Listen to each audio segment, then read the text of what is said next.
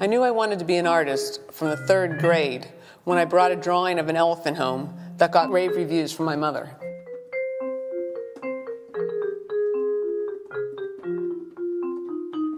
I'm Dory Papadimitriou, Director of Exhibitions and Collections at the Noyes Museum of Art of Stockton College. We are extremely happy to present an exhibition of the works of Margery Amdur, a very talented artist who we had the pleasure of working with in this installation. Her intensity with creating multifaceted works really came together in this exhibition. Not only the intensity of creating the pieces themselves, but also the installation process. Margery was incredibly driven to make each piece absolutely beautiful for the viewer. So how does Margery make these dazzling artworks? And how did she come up with the idea in the first place? This is a cosmetic sponge, and they come in various sizes. These are just foam rubber, and women use them to put makeup on. When I first started thinking about using sponges, I wasn't sure where it would lead. And when I went to the computer and looked up sponges, there was a company called Cosmetic. And I ended up ordering boxes of sponges. I sure did not set out to make constructions out of sponges. But when it started, I had just finished this big project on this underground subway station. And it was a 2-year project. And I came back to my studio thinking I would continue the way I was working for the subway project, but now I would just be making it for galleries and museums. But I got back to my studio and I just couldn't work that way. I felt like I was depleted of imagery. It was pretty scary. I started to go through this, what is my art about? Who am I? What direction do I want to go? And I felt like I wanted to make something soft.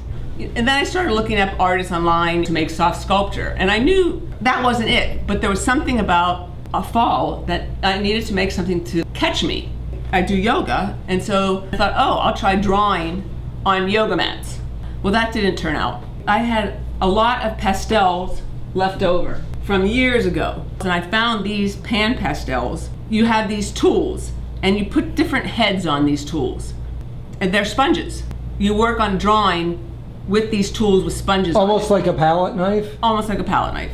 And when I saw these sponges, I thought, wow, I like the way the sponges look coated with pastels.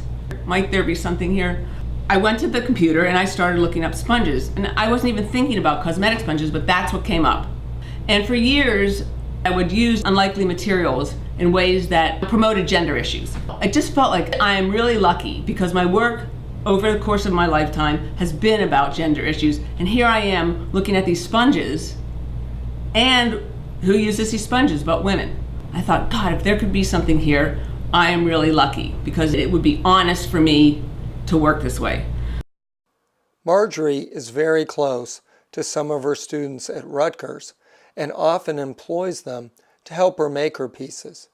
Because I work with students helping me, there's almost kind of like a barn raising or quilting bee aspect to it. And that's kind of some of the beauty of it. So we can sit around and we can talk. Something with when you're working with your hands, and then when you're around people for a certain amount of time, it becomes actually these personal stories are shared.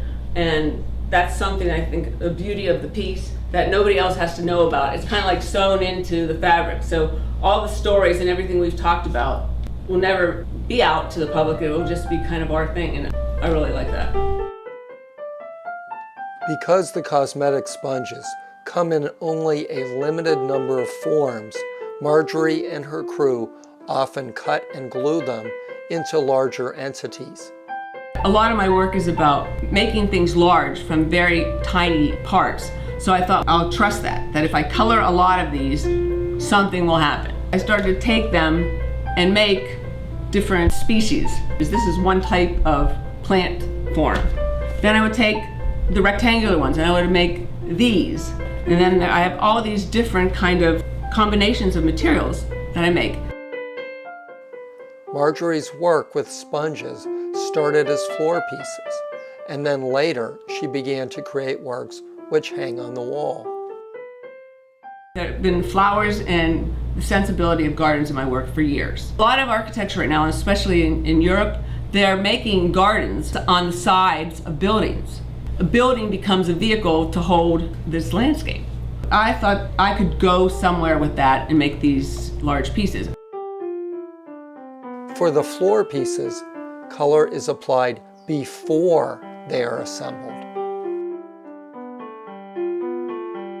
For the wall pieces, Margery has a different process for color. This basically is how all the wall pieces start. All the sponges have been glued down, so I have basically a textured canvas to work on. She then underpaints with gouache and/or permanent ink to create base colors and get a general idea for the overall color composition. This composition is then extended and modified by application of pastels and workable fixative. Margery thinks of these wall hanging works as paintings, and with the different color and textural effects of gouache, ink, and pastel, she has complete flexibility and control over the color. I haven't had anybody else work on these except for myself. For me, they kind of become art when they're colored. They'll never be shown the same way twice. What was flat when it initially came in became undulating with peaks and valleys and very organic in nature. I hung this one already to 2 different spaces. It has some of the same characteristics, but it felt very different in both locations. Creativity is a curious thing. Cosmetic sponges and gardens hanging on the sides of buildings. Pan pastels and a sense of community. Margery Amdur's ability to take a variety of experiences, feelings, ideas, and the odd stuff of this world and synthesize it into a beautiful art is magical indeed.